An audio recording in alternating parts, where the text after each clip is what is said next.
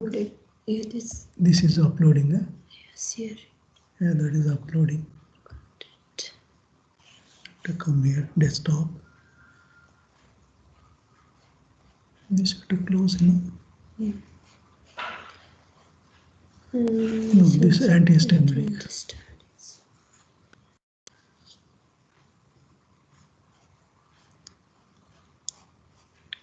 Can ask them.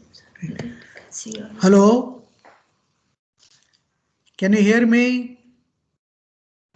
Yes, sir. Can you see the screen? PPT, can you see? Yes, sir. Okay.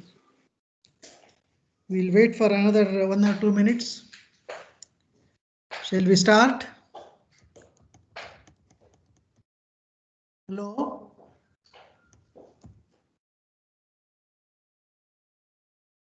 Hello?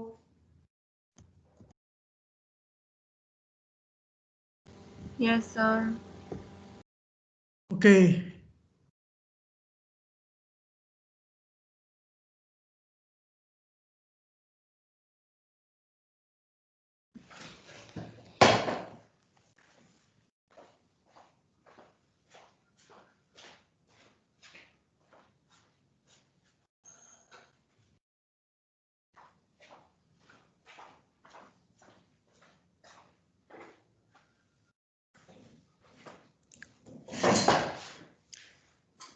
Hello, can you hear me? Yes. Yes, sir. Yes, sir. Okay, can you see the screen? Yes, sir. Okay. Yesterday we were learning something about antihistamines. Am I right? Today we will be learning about allergic rhinitis, because antihistamines were used against allergy. One of the therapeutic uses is for any sort of allergy, and one such type of allergy is allergic rhinitis. What do you mean by this rhinitis? It is a symptomatic disorder of the nose. Rhinitis is a symptomatic disorder of the nose, which is characterized by itching, nasal discharge, sneezing, and nasal airway obstruction, what we commonly called as common cold, symptoms similar to that. It is a symptomatic disorder of the nose. There will be itching, increased nasal discharge, sneezing, nasal airway obstruction. So this is what we call it as rhinitis. Now, what is allergic rhinitis? This induction of rhinitis symptoms after allergen exposure. The symptoms related to or similar to rhinitis will be seen after exposure to allergens. And this is an IgE mediated immune reaction, immunoglobulin E mediated immune reaction. Then this is accompanied by inflammation of the nasal mucosa and nasal airway hyperreactivity. So in addition to rhinitis, there is inflammation of the nasal mucosa and there is nasal airway hyperactivity, and all these they are triggered after exposure to allergen. This we call it as allergic rhinitis. Now this allergic rhinitis is a response of the immune system to airborne allergen. That is what we said after the exposure to allergen. So this allergen is an airborne. What are these types of allergens? Molds, animal dander, dust, mites, feathers, etc. So these are airborne allergens. They are in the air through our inspiration. They are entering into through the nose and they causes this immune response. Now this rhinitis, it occurs year round or it may be seasonal. Whenever there is a flowering season, pollen grains, pollens, they act as allergens. So seasonal, or if other allergens exposed to other allergens, if they are hypersensitive, it may seen around the ear. And the symptoms are most like those of common cold, that is itching, running nose, etc. etc. So here there will be stuffy nose in allergic rhinitis. In addition, there will be nasal blockade, stuffy nose, watery eyes, sneezing, coughing, and running nose. Now this allergic rhinitis, if it is allowed to continue, it may predispose the patients to the development of chronic rhinitis. It goes on repeating every year in that season, or it may be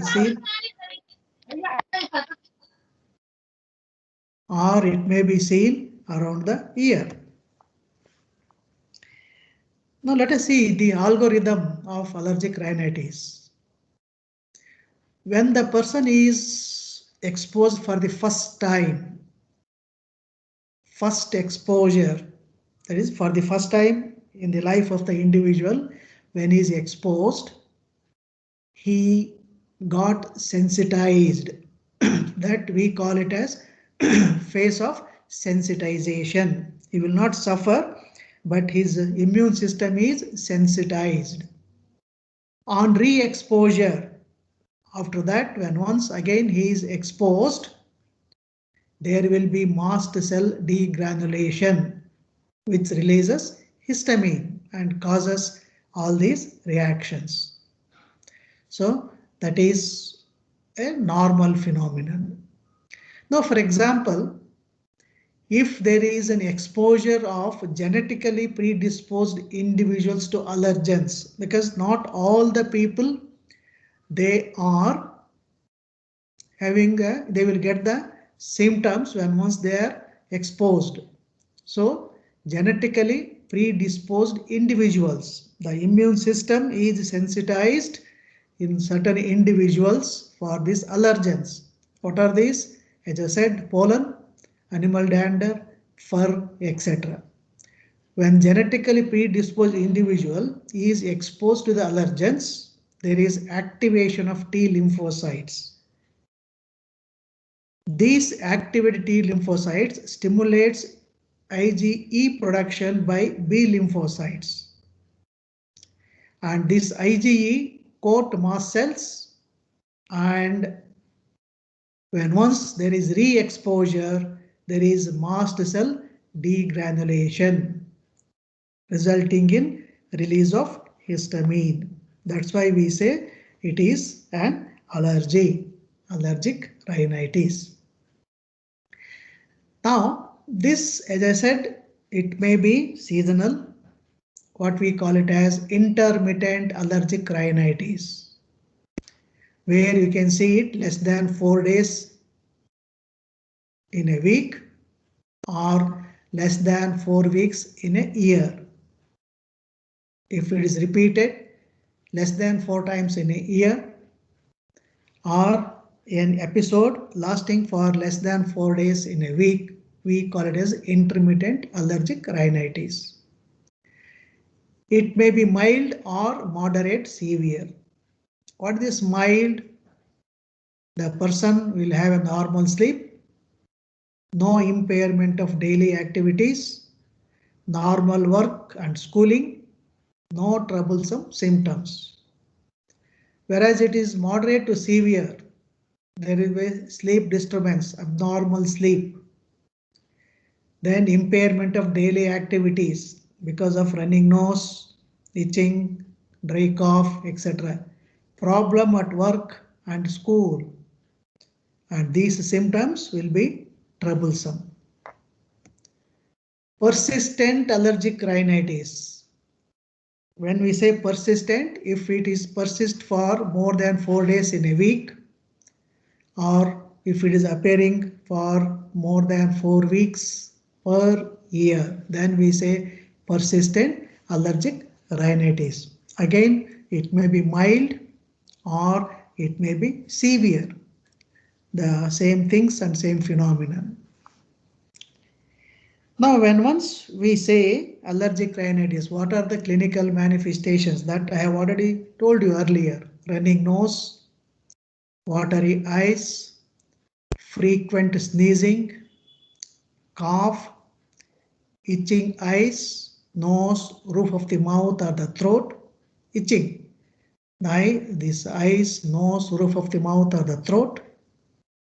Then swollen blue colored skin under the eyes, allergic shyness. It is called sleeplessness, fatigue, irritability.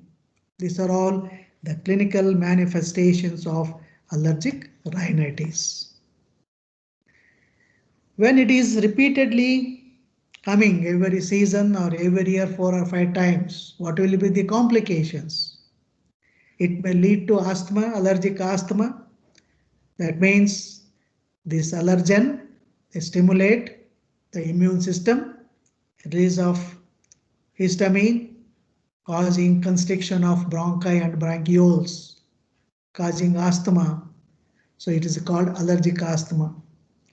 Or chronic otitis media, middle ear infection. Then hearing loss, chronic nasal obstruction, sinusitis, inflammation of the sinus, paranasal sinuses. These are all the complications. That is allergic asthma, chronic otitis media, hearing loss, chronic nasal obstruction, sinusitis, etc. Then what is the treatment? The first and foremost is when once the person knows that he is allergic to some substances like pollen, etc., avoid contacting with the allergen. So prevention is better than cure. So avoid to exposure to the known allergen. Then the other alternative is hyposensitization. Because when once the person is exposed for the allergen, he is sensitized. After sensitization, T lymphocytes produce immunoglobulin E, B lymphocytes, they release, then mast cells degranulation, resulting in the release of histamine. So you stop that triggering function. Sensitization, you are reducing the sensitivity, what is called as hyposensitization. For that, to identify the allergen, there are allergy tests, and for desensitization or hyposensitization, there are vaccines. Then drug therapy to reduce all these symptoms, etc. Drug therapy. What are the drugs? Number 1, antihistamines. They are also called relievers. All those clinical symptoms like running nose, stuffy, then itching nose, throat, eyes, etc. All these they are relieved. And these antihistamines, they can be given orally or specifically as nasal sprays.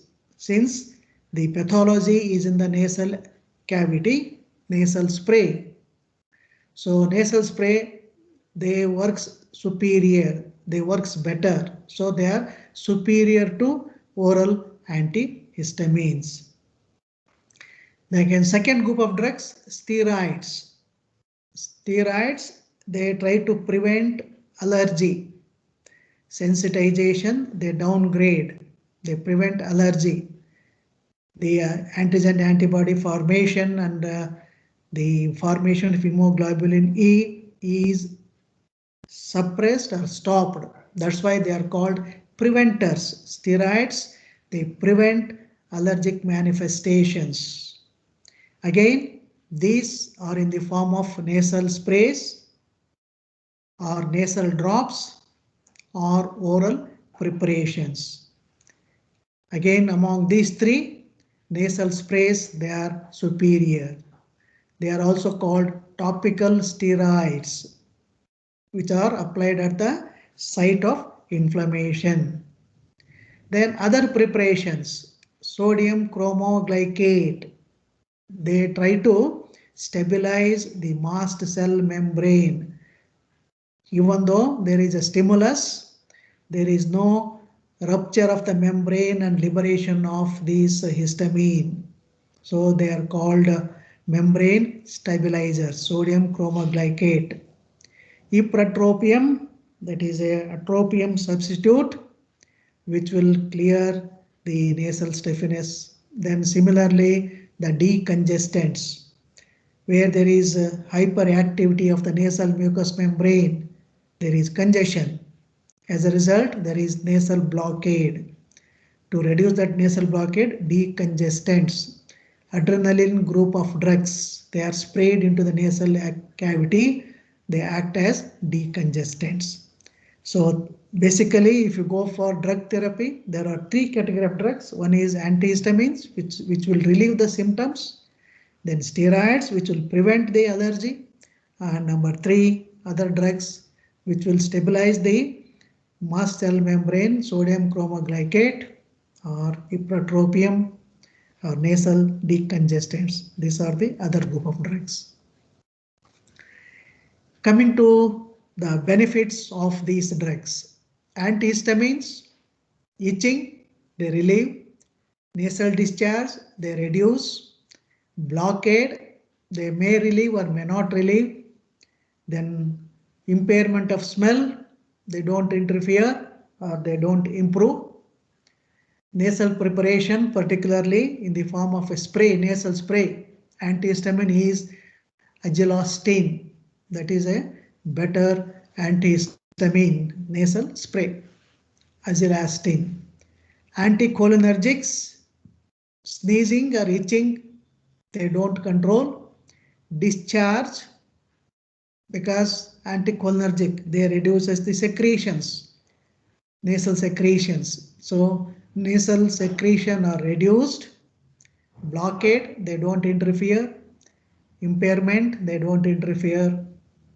The drug is ipratropium bromide, 0.03 to 0.06% concentration solution. The nasal spray or nasal drops. Nasal decongestants like oxymetazoline, xylometazoline. These are adrenaline group of drugs. Sneezing, they don't control. Discharge to some extent. Blockade, maximum extent, because they decongest. The inflamed mucous membrane is decongested, so they will relieve the blockade. Then they don't interfere with the impaired smell. Concentration 0.05 to 0.1% solution. Nasal, for example, you might have seen the brand name Atrovine nasal drops. You might have seen in the ads. That is nothing but oxymetazoline. Then mast cell stabilizers, as I said, sodium chromoglycate. Itching, they may reduce. Discharge, they may reduce. Blockade, no influence. Smell impairment, no influence. Topical corticosteroids, fluticasone and nometazone, as a drop into the nasal nostril or spray into the nostrils. So itching, because these corticosteroids, they minimize, the reduce, the suppress the immune response. Itching, much better improved. Discharge, much better. Blockade, improved. And also impaired smell will be relieved and patient will be better to identify the smell. Topical steroids. Now coming to these drugs in little detail. Antihistamines, as I said, oral or nasal spray. Oral, that is the most common form of the treatment.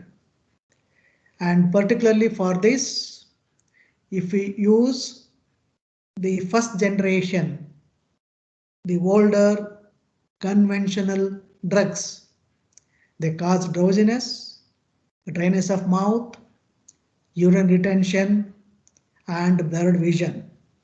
So these are the adverse effects. That is number one. And what is the duration of action? 4 to 6 hours.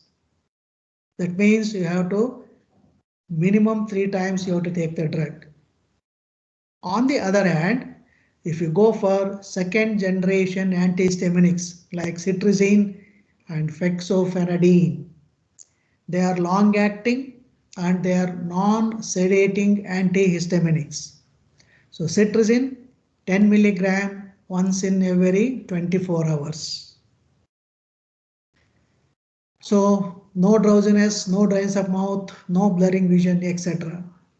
Fexofenadine 180 milligrams once in 24 hours.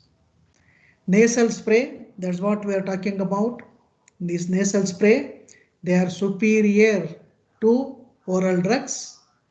The drug is agelastin. It is a potent H1 blocker with immediate effect. Coming to few words about the second generation antihistaminics. As I said, the second generation drugs, they are the first line treatment for mild allergic rhinitis. First line drugs. They are effective for rhinorrhea, that is running nose, nasal pruritus, itching, and sneezing. They give prompt and quick relief. But they are less effective for nasal blockade. There is no sedation or minimal sedation. Once daily administration, once in 24 hours. Rapid onset and duration is 24 hours. That's why they are the first line of drugs for the treatment of mild allergic rhinitis. Next, coming to corticosteroids. As I said, corticosteroids, the topical, what is called as nasal sprays, they are most effective treatment for allergic rhinitis. And also certain types of perennial rhinitis. That means every year in a particular season, if it is appearing, so for that also they are beneficial. Now there are two drugs, that is topical corticosteroids, beclomethasone and fluticasone. Beclomethasone and fluticasone. This beclomethasone is stored in a container under pressure, and per puff, if you press once, it will release 40 or 80 microgram of the beclomethasone. Depending upon the manufacturer, either it will be 40 or 80 microgram. When once you insert that nozzle into the nose and press it, per discharge, it will release 40 or 80 micrograms of beclomethasone. And in one container, such doses, there will be 100 doses in one container. Whereas fluticasone, again, in that it contains 120 dose, and per dose it will be 44 or 100 or 220 micrograms. So what is the benefit? Now these topical steroids, they block both early allergic rhinitis or late allergic rhinitis. That means mild to severe, early or late allergic rhinitis will be blocked. That means they prevent all the symptoms. They reduce swelling and secretions in nasal mucosa, because The steroids, they are anti-inflammatory in nature. They reduces the inflammation in the nasal cavity. That's why the swelling of the nasal mucosa is reduced. What we say, decongestion, and also secretions of the nose, they are reduced. So they give the relief. So these topical steroids, they act as anti-inflammatory drugs also. Let us see the nasal corticosteroids. Number 1, reduction of nasal mucosal inflammation. What will happen? The reduction of late phase of reaction, which is necessary for nasal hyperresponsiveness, that is reduced. Reduction of symptoms and also exacerbation. So that mucosal inflammation is reduced. Then the second activity, reduction of mucosal mast cells. That means they try to prevent the or stabilize the mast cell membrane. They reduce acute allergic reaction. So when once the mast cells does not release the histamine, so reduction of symptoms and exacerbation. Number 3, suppresses glandular activity and vascular leakage and induction of vasoconstriction. Vasoconstriction also reduces nasal swelling, decongestion, etc. These are the 3 benefits. Ultimately, there is reduction of symptoms and also prevention of exacerbation.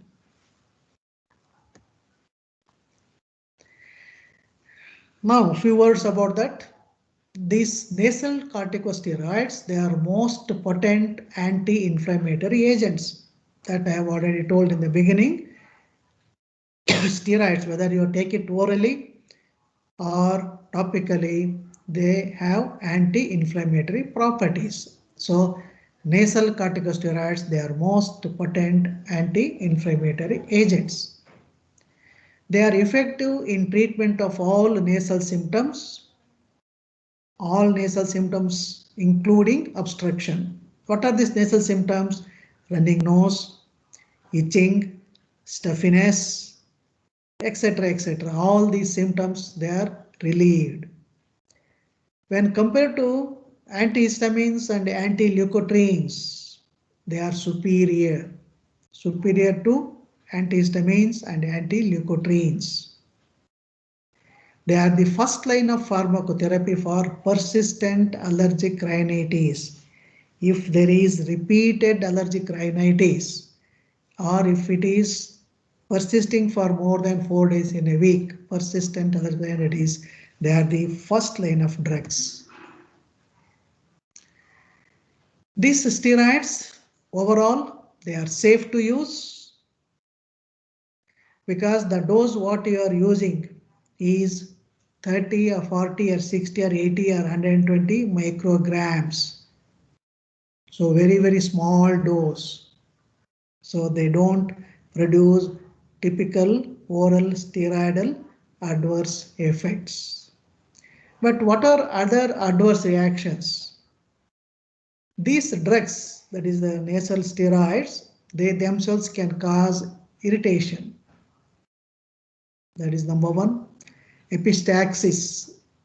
There may be bursting of mucous membrane or the capillaries in the mucous membrane, releasing spicks of blood, and very rarely septal perforation. The nasal septum, between the 2 nostrils there is a septum. That septum may be perforated. That is very, very rarely, not very common. These are the adverse effects.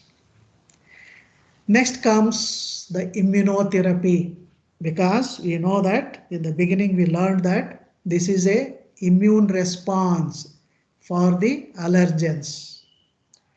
So now you are preventing this immune response, or you are strengthening the immunity so that these allergens will not cause the release of histamine, etc.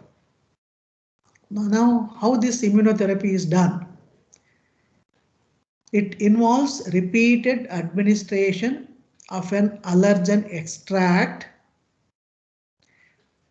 if the person is known to have an allergy for a particular substance. How they will identify? By doing skin patch test. There are groups of known allergens.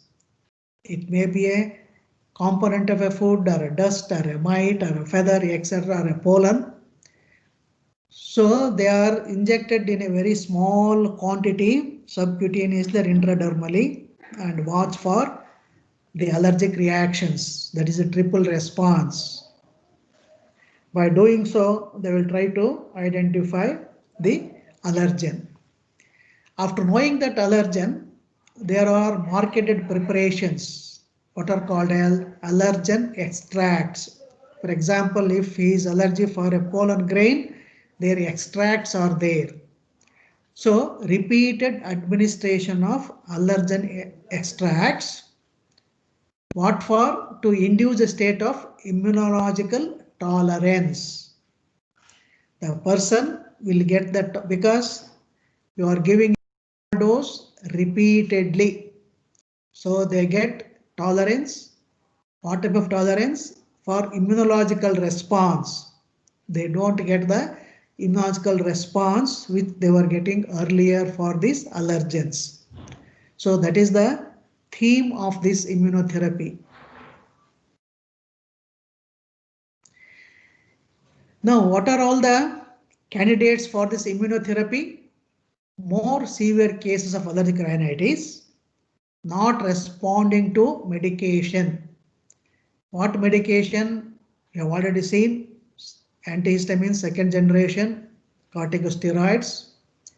With that, there is no response, and those drugs are advised for mild to moderate.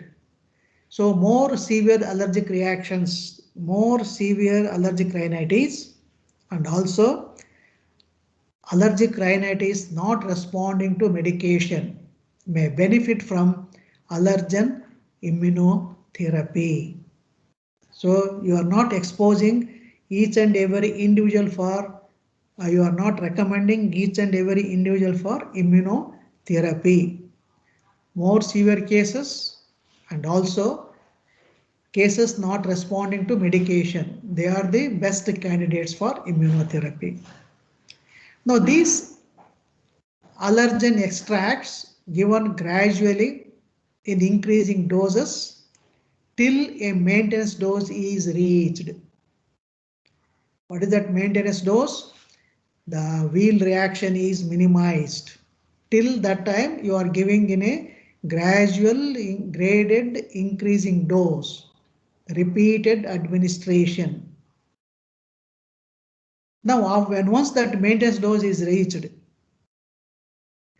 what will happen? That immunotherapy suppresses the formation of immunoglobulin E.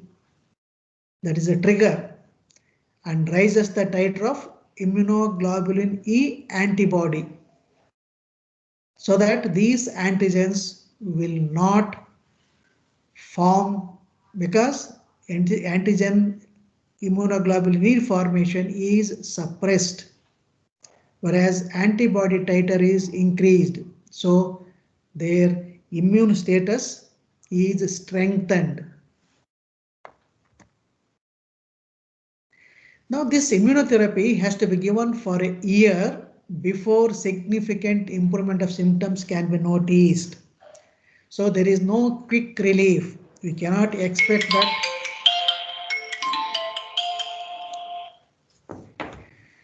You cannot expect that you are given immunotherapy today, tomorrow he will be free from rhinitis. No, you have to give it for a year before a significant improvement of symptoms can be noticed. It is discontinued when you say there is a therapeutic failure.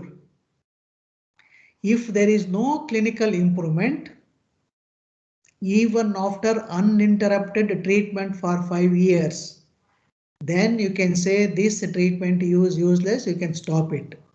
That means it is a long-term treatment procedure. You have to give, to get a relief, minimum you have to give for a continuously for 1 year. And after that you have to give every year for 5 years. If there is no clinical improvement, then only you can stop this.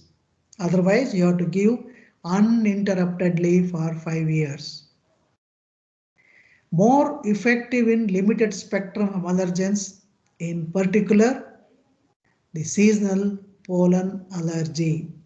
That means you cannot expect all the persons or immunotherapy is beneficial because it acts on limited spectrum. What is this limited spectrum?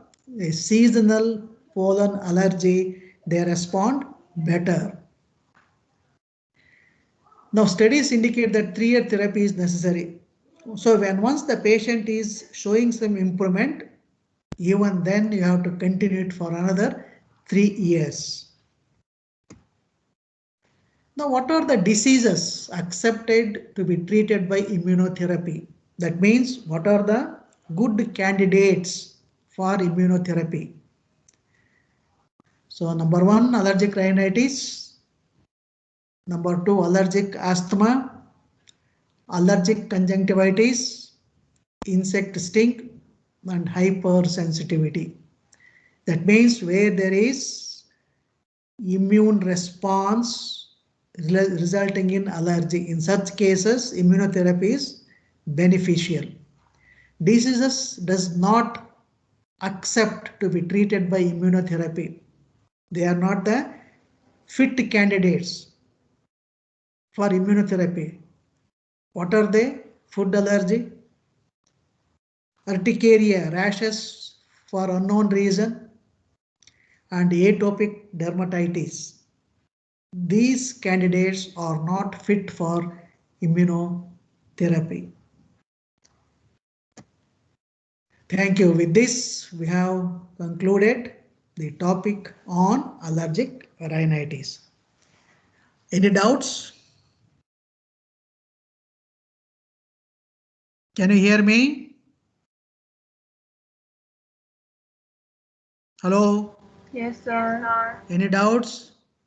Yes, sir. No No, doubts? sir. Okay, thank you. Thank you, sir. Thank you, sir.